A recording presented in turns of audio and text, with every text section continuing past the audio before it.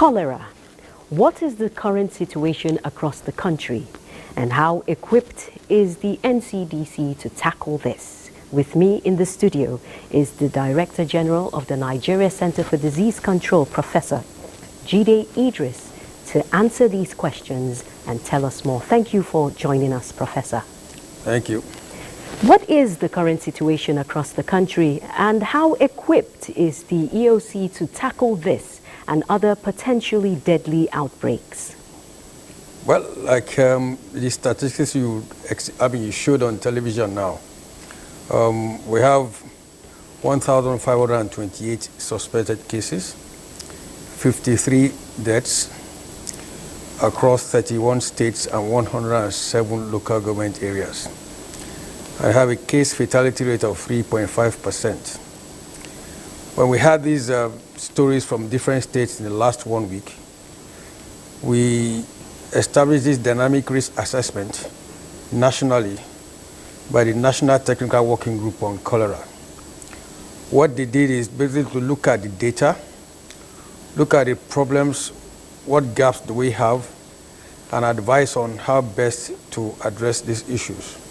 And they recommended that we should activate the EOC, National Emergency Operations Center. And basically what that does is that we make cholera now nationally a priority.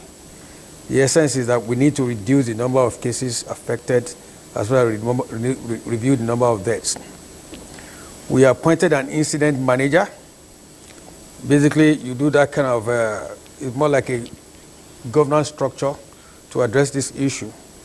That incident manager works with other pillars from different states, from people with different expertise, including our partners, and to look at the various aspects of this response, how best to do it. So you have issue of surveillance, going after data. Data is an issue in some states. They were contesting some of this data. We needed to deal with that.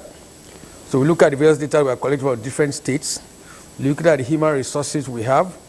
Are they adequate? Look at what other things we need.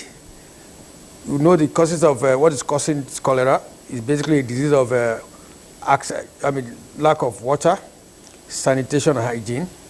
These three things are not strictly under the purview of the health sector, and that's why we adopted that One Health approach.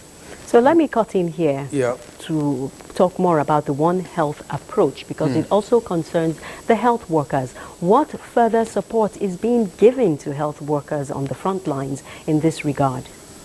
One, we were talking about infection prevention and control. That's basically one of the major things we discovered. I went to 1 or 2 states last week, and we discovered that some of the health workers, when it comes to emergencies like this, at times some of them get scared. They forget the basic things of infection prevention and control.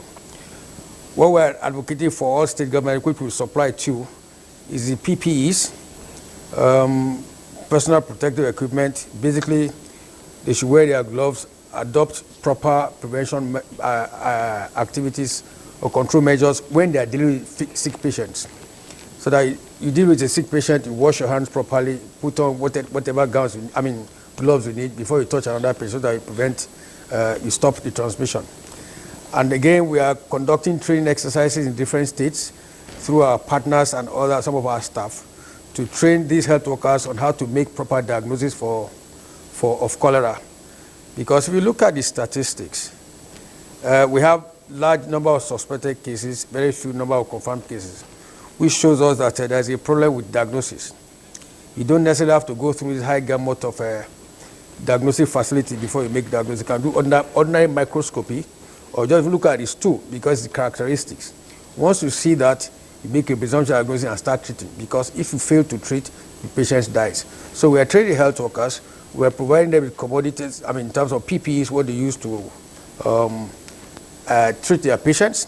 We also, under case management, we give them tips on what to do. And of course, now they also propagate, advising the patients they see on what to do and what not to do.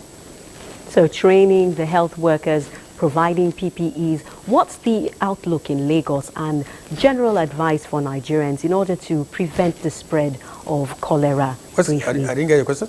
Lagos State, Yeah. what's the Lagos State in general? Well, what's the, Lagos in general, they've picked up. I was in Lagos State last week, and we had several meetings with them. 2 of our staff are also with them now to help them in their response activities.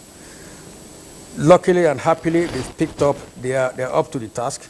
We know nationally, because of our response mode is level number 2, it's something we can deal with if everybody works together. Government, the people, and our partners, we have to jointly work together. It's not only a health issue, it's a sanitation issue, it's a water issue, and basic hygiene issue. And talking about hygiene, some of this is we have to go down to our students. We need to reactivate the school health program. It's at that level, that age, that we inculcate in our children the basic principles of personal hygiene, what to do and what not to do, hand washing, etc., how not to defecate in public, and etc. So it's at that stage they pick up these practices. So I think nationally we have the wherewithal to address this issue. And I'm very glad looking at the activities from the various states now. All of them have picked up these activities.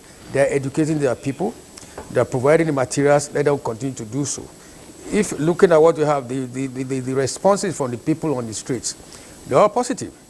They know what to do now. They are listening to people, and we need to continue. If we continue at this rate, the Emergency Operations Center will meet periodically. We will continue to give updates to the people and how we are faring. The objective is that we need to reduce the number of cases we see. We need to reduce the number of deaths so that we make our people happy. Thank you very much. Thank you very much, Doctor. I've been speaking with the Director General of the NCDC on, of course, the cholera outbreak preventive measures and, of course, support being given to healthcare workers. Advice, of course, from the good doctor on being hygienic so as to prevent the spread of cholera.